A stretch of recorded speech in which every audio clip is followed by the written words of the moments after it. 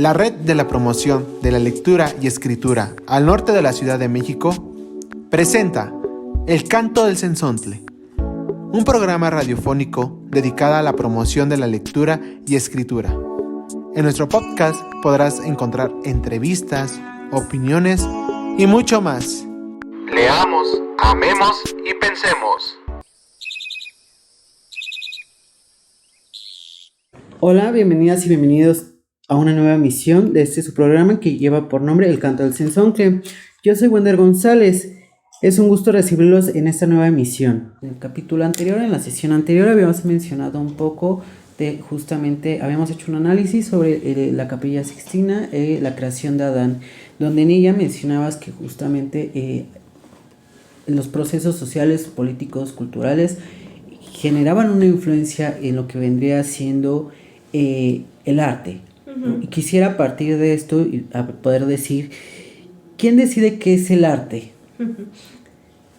Bueno, desde el punto de vista político y social, ideológico y hegemónico, pues sí podemos decir que los circuitos del arte, y bueno, si lo pensamos en la contemporaneidad, aunque yo diría, para hacer un análisis de eso desde el punto de vista de la historia del arte, tendríamos que ir por cada periodo para analizarlo, para no generalizar y no hacer este tipo de reduccionismos, ¿no? Que creo que a veces se hacen y no es tan sencillo, porque cada periodo, cada continente, cada momento implicó, pues digamos, un proceso social, económico y político diferente, ¿no?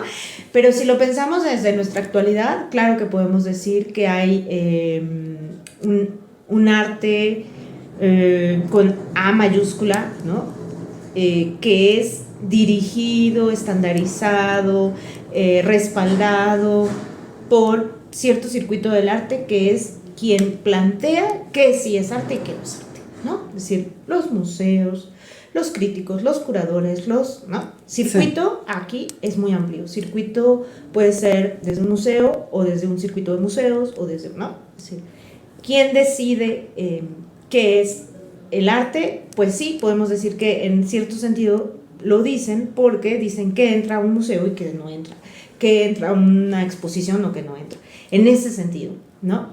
En un sentido mucho más amplio, yo creo que todos podemos decir que es arte, ¿no? Cómo lo vivimos, desde dónde lo vivimos, etcétera. Es decir, actualmente creo que, porque yo trabajo, por ejemplo, con las artes escénicas comunitarias, creo que ahí hay arte, ¿no? Y se están haciendo cuestiones de tipo artístico, pero desde un punto de vista desde abajo, ¿no? Desde abajo y no desde la élite que nos está imponiendo, ¿no? Desde la industria cultural, qué es arte o qué no lo es, ¿no? Y desde lo masivo, digamos, desde la homogeneización de lo masivo. Y creo que tiene que ver con esa discusión justamente entre lo masivo y lo no masivo, ¿no? Lo masivo acá no tiene que ver nada más con el número, sino con lo homogéneo, lo unívoco, lo que se nos impone como lo que debiéramos entender como arte, ¿no? Por ejemplo. Creo que de ahí proviene parte de la discusión entre qué se entiende por arte y qué no se entiende por arte, ¿no?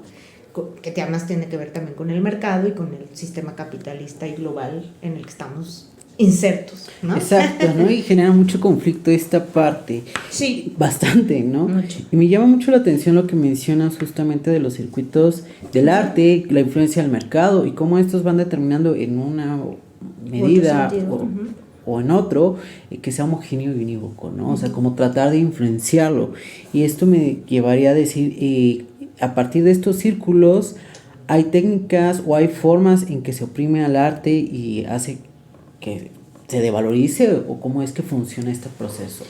Sí, yo creo que en realidad tiene que ver un poco con la recepción mediática, ¿no? Por eso ahora son tan importantes pues, los medios, ¿no? Masivos, y ahora que pensamos en redes sociales aún más, ¿no? Sí. Es decir, ¿cuál es la recepción mediática del arte? Pues parecería que un objetivo del sistema capitalista y global lo vuelve elitista, pero en un sentido masivo ahora, ¿no? Ahora no podemos hablar de que el arte no está en todas partes, está en todas partes, pero sigue siendo elitista.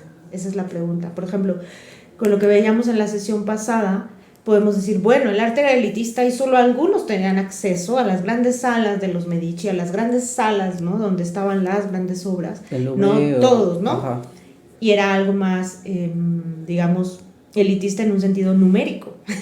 Pero ahora, si pensamos en el siglo XXI, pensemos que puedo tener acceso al arte con, digamos, al que se llama como arte a grandes rasgos, pues sí, la cuestión es quién impone qué es el arte, ¿no? ¿Quién impone qué circuitos son válidos y qué circuitos son inválidos?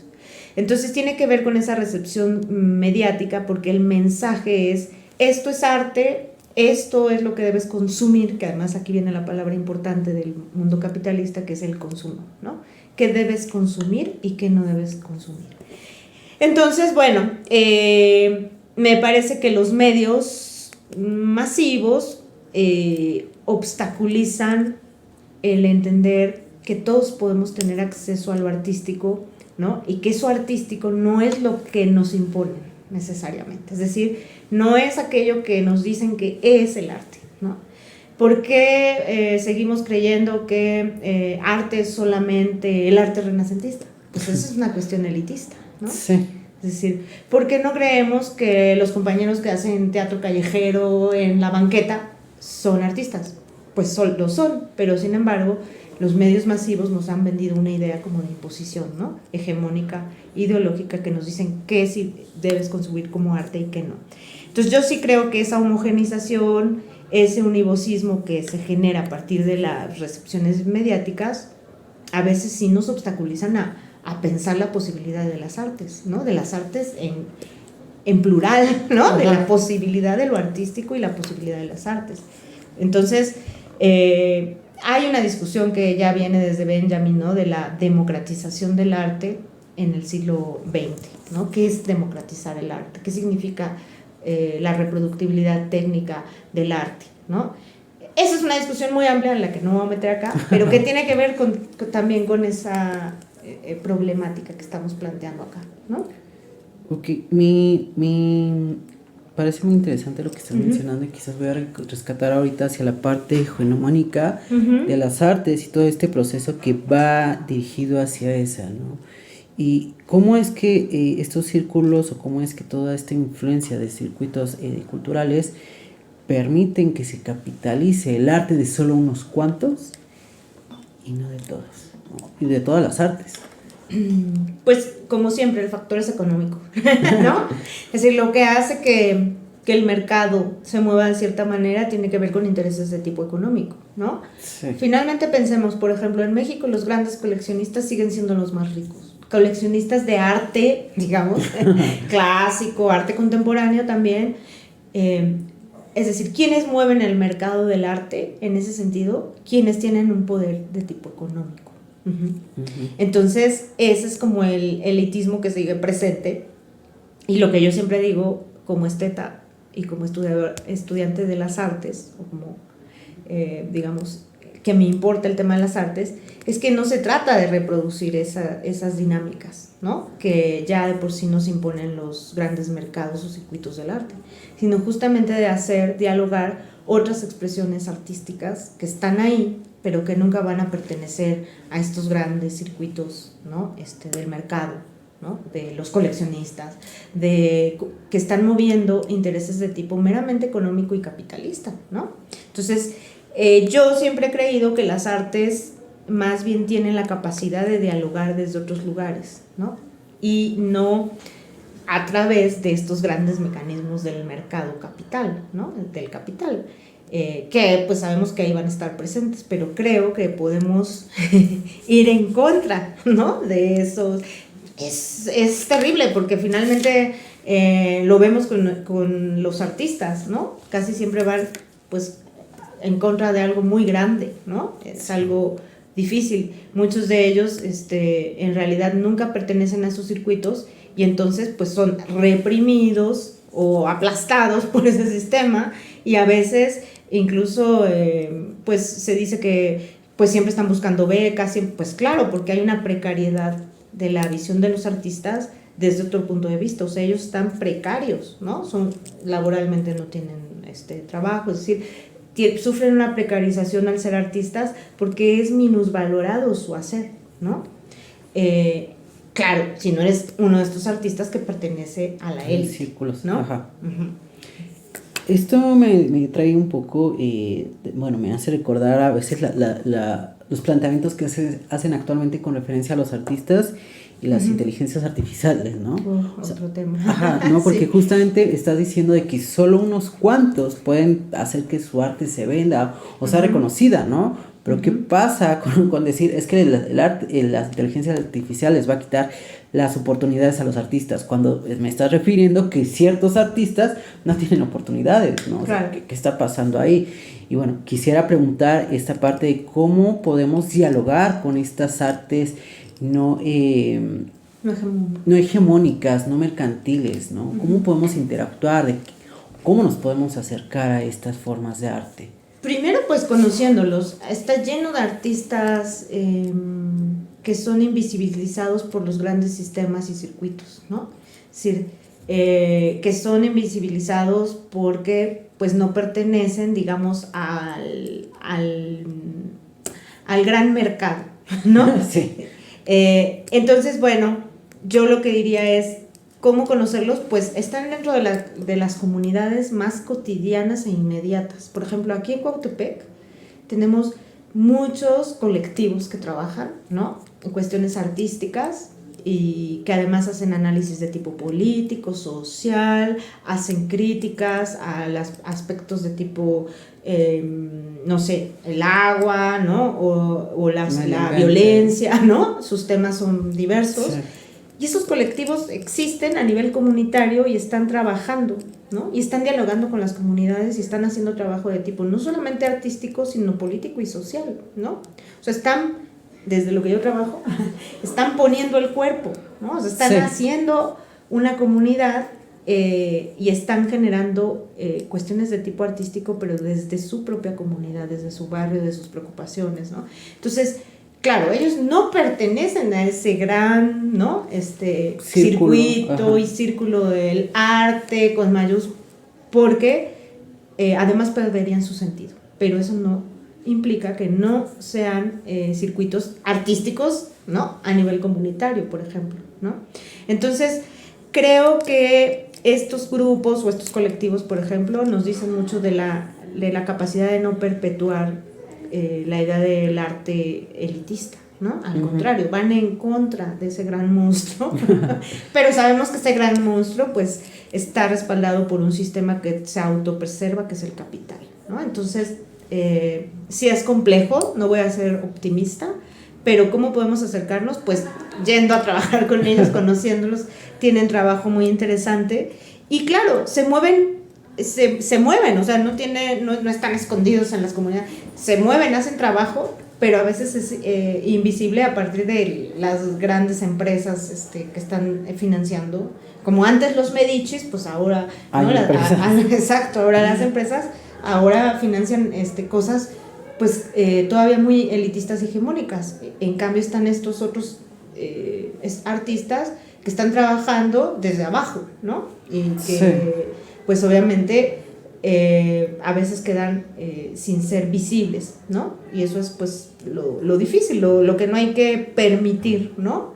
Porque además, aunque también algunos de ellos trabajan con la recepción mediática o a partir de las redes sociales y demás, utilizan estos medios, pues no es lo mismo, ¿no? No tienen el financiamiento que tienen otros. Ni el alcance, claro, ¿no? El alcance, claro. No, es complejo. Exacto. A partir de esto, ¿hay alguna forma en que nosotras podemos apoyar o reivindicar estas formas de arte que no son de circuito? Uh-huh. ¿Y cómo podríamos hacerlo, ¿no? O sea, ¿de qué forma podemos interactuar para...? Pues participando con ellos.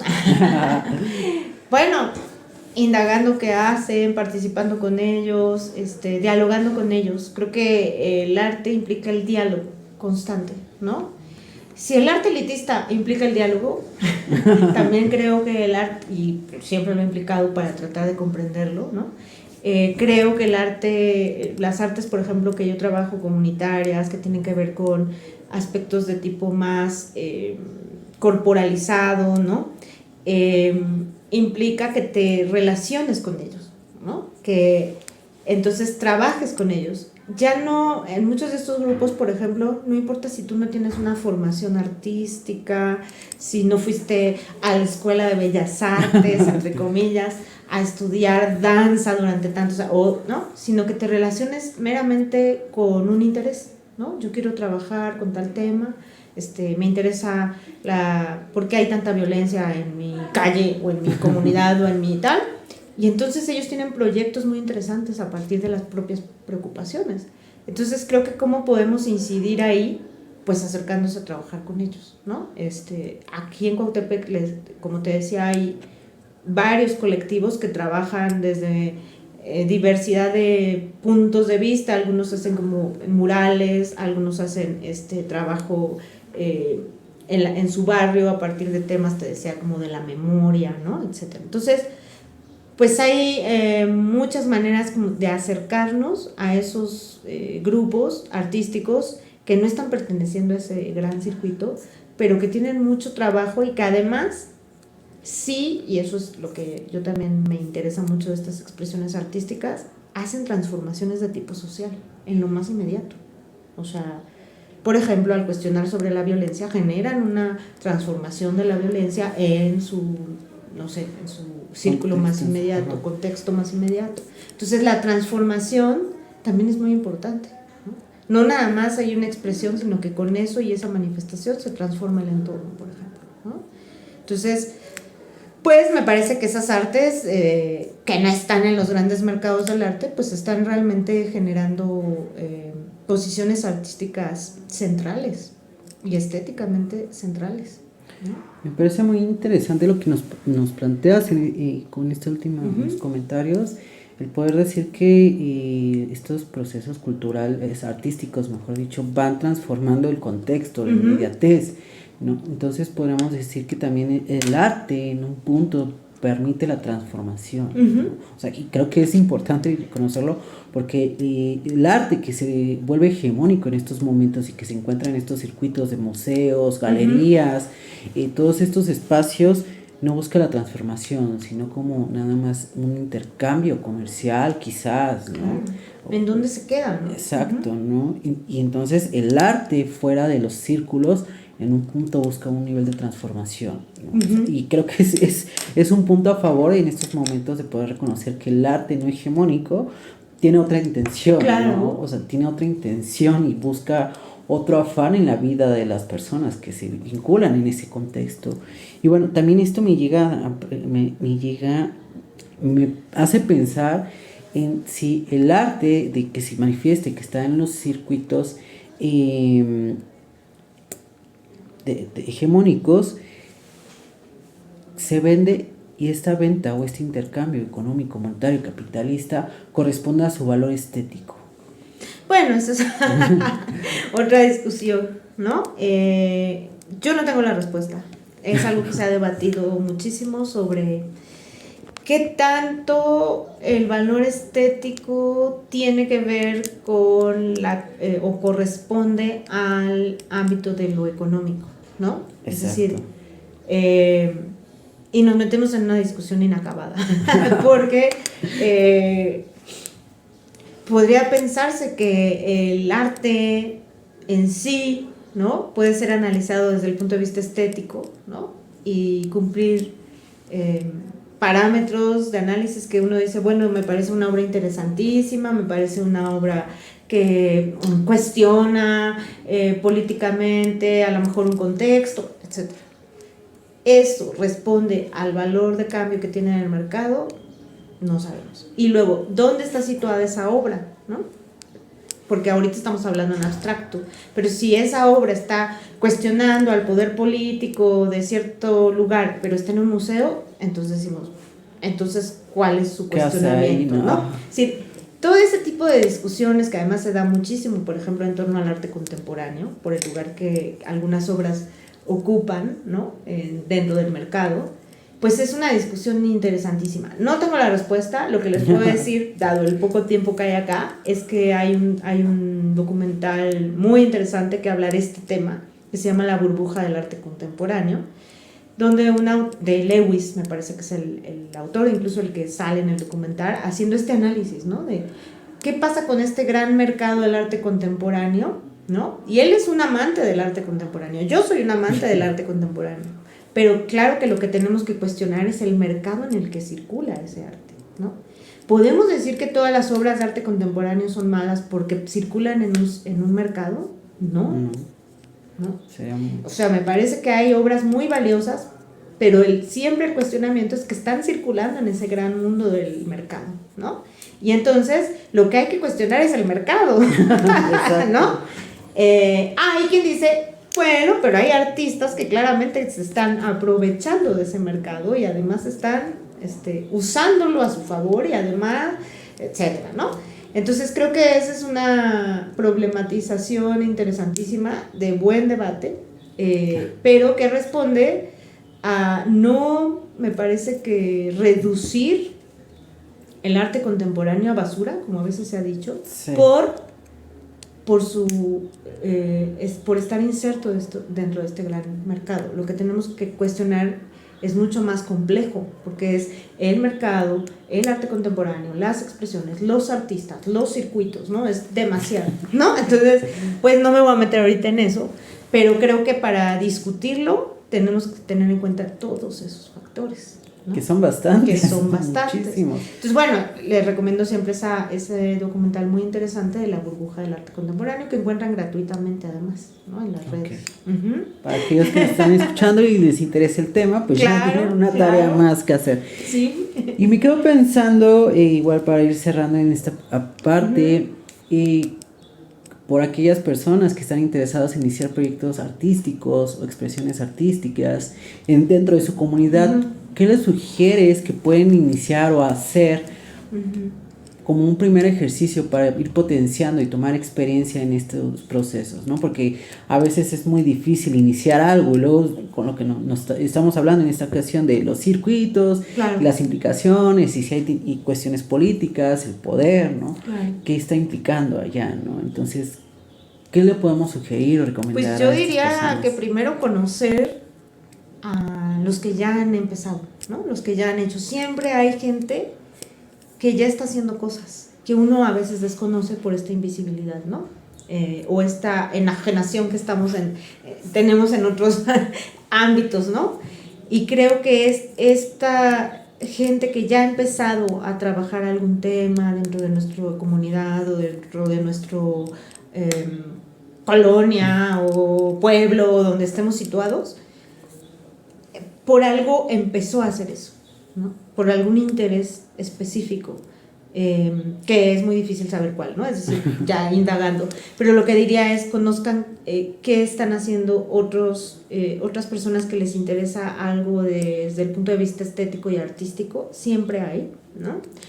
Y casi siempre no los conocemos por estar en otras cosas. Pero, y además porque los grandes medios pues nos tienen atados y sujetados a otras cosas, ¿no? Sí. Eso sería. Y lo otro es que lo hagan. O sea, ¿qué puedo decir? Que lo hagan, porque conozco muchos colectivos que simplemente se aventuraron a empezar, ¿no? Con algún tema que les preocupaba, y a partir de ello han generado ya una obra y una trayectoria, ¿no? En su comunidad o en su colonia o a nivel incluso ciudad, ¿no? Sí. Puede ser que te interese trabajar una cosa que está, no sé, que sea más amplia, que te interesa que está en la ciudad, ¿no? En una provincia. Hacerlo, empezar a trabajar sobre algo, pero que hacerlo de manera seria, y casi siempre lo que he visto en estos colectivos es que trabajan de manera horizontal, dialógica, ¿no? Sin perpetuar el poder de alguien, ¿no? Sin que alguien sea el que dirige a los demás, sino que justamente hay una horizontalidad. Y eso creo que bajo esa visión me parece que los colectivos han funcionado muy bien, ¿no? Los colectivos artísticos. Okay, me parece muy interesante esta propuesta, ¿no? Porque justamente implica muchas cuestiones. Y sí es importante reconocer cómo es que el proceso de elitización ha cambiado, ¿no? A partir de los siglos, y cómo es que en estos momentos es, bueno, sí, ya el arte es para todos, pero el arte que se establece, ¿no? El arte que se vende desde los museos, desde las galerías, desde los mismos medios de comunicación, ¿no? Y ahorita que estoy mencionando esto, me recuerda el proceso que vio la Mona Lisa, ¿no? Claro. Cómo se volvió de interés cuando antes solo era una pintura que estaba en una pared de un museo, ¿no? Exacto, se reprodujo de tal manera que ahora está en todos los lugares del mundo, ¿no? Exacto. Eso es de lo que habla Benjamin con la reproductibilidad, ¿no? Podemos ser la copia de la copia de la copia. Esa democratización tiene dos caras, ¿no? Y ahí vemos una cara, ¿no? La parte más pervertida y destructiva, ¿no? Porque solo se deja ver cómo es el arte y todo lo que salga de ahí deja de ser arte, ¿no? Y es como complejo, porque entonces las otras perspectivas y los otros, claro, ¿no? Y se vuelve una cuestión unívoca. Claro, ¿no? Y eurocéntrica. Adicional, ¿no? Agregándole. Exacto, ¿no? Y le podemos agregar más cositas a la lista. No hablamos, o sea, en términos, digamos, de la hegemonía eurocéntrica, pero pues esa es la que, en realidad, la que nos ha subyugado durante siglos, ¿no? Exacto, ¿no? Y seguimos en esta situación. Y me parece muy interesante poder reconocer que en los espacios cercanos, en nuestra misma comunidad, son espacios que reivindican esta postura, ¿no?